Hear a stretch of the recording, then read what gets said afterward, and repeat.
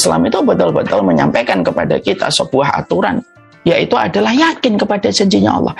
Ada lambatnya satu rezeki yang datang kepadamu, kalau ada satu rezeki yang lambat datang kepadamu, itu karena Allah pengen nguji. Janganlah lambatnya datang rezeki itu menjadikan kamu memotong kompas untuk mengambilnya dengan cara yang haram. Itu kata Rasulullah. Karena kita yakin Allah kasih ngasih kok. Cuma terkadang ada yang disegerakan, ada yang dilambatkan gitu. Janganlah lambatnya satu rezeki itu menjadikan kamu itu memotong kompas dengan cara yang haram. Itulah zuhud. Saya pernah ngobrol dengan seorang ustadz. Begini, saya ini sering sekali mendapati ada orang, dia itu misalnya pengen punya rumah. Akhirnya dia mengambil dengan cara cicilan, yang di situ ada ribanya. Terus dia mencicil itu sampai 20 tahun. Akhirnya rumah itu kebayar. Tapi setelah perjalanan membayar selama 20 tahun. Rumah itu setelah 20 tahun, kontan, cash, cicilan disempurnakan secara bagus, 20 tahun, kemudian diurus sama pihak banknya dengan surat pergantian, yaitu sertifikatnya. Saya nanya kepada beliau ini, orang yang sepuh ini, kira-kira Ustadz, kalaupun dia tidak mengambil cicilan riba itu, kira-kira datang nggak rumah itu? Maka kemudian beliau berkata, pasti datang Ustadz. Cuma waktunya juga sama 20 tahun. Karena memang Allah menakdirkannya itu memang 20 tahun. Cuma ketika manusia menunggu 20 tahun itu kadang-kadang tidak sabar. Akhirnya banyak manusia memotongnya dengan cara kompas, memotong kompas. Lalu kemudian memperolehnya dengan cara yang kurang benar. Jadi inilah yang kemudian menjadikan kita akhirnya memahami. Inilah salah satu di antara bentuk kita kemudian memiliki sifat zuhud pada kehidupan kita. Yaitu adalah ketika zuhud itu yakin kepada apapun yang telah ditakar oleh Allah.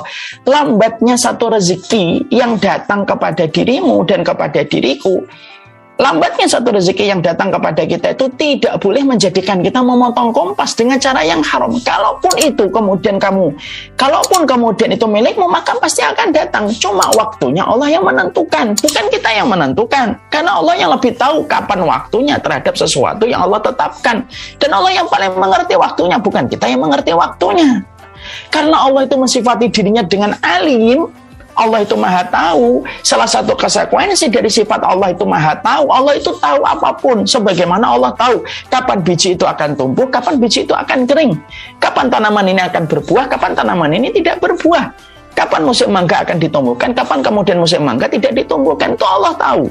Sebagaimana dalam urusan-urusan yang lebih kecil Allah yang mengatur, dan aturan Allah itu tidak ada yang bertabrakan pada kehidupan alam sekitar kita. Sama.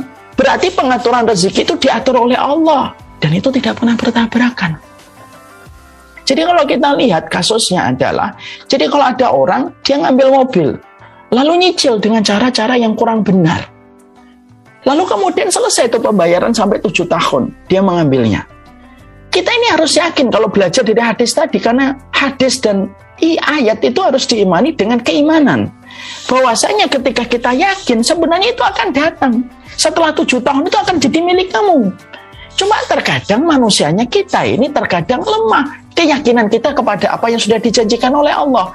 Akhirnya, itulah yang menjadikan banyak manusia lalu memotong jalan kompas. Kalau memang itu rezekinya, pasti akan datang. Kalau bukan rezekinya, pasti akan gagal. Dan kita harus yakin itu.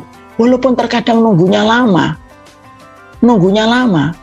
maka kalau itu rezeki kita, maka tidak ada yang bisa untuk menahan apa yang sudah Allah takdirkan dan Allah tetapkan dalam kehidupan manusia.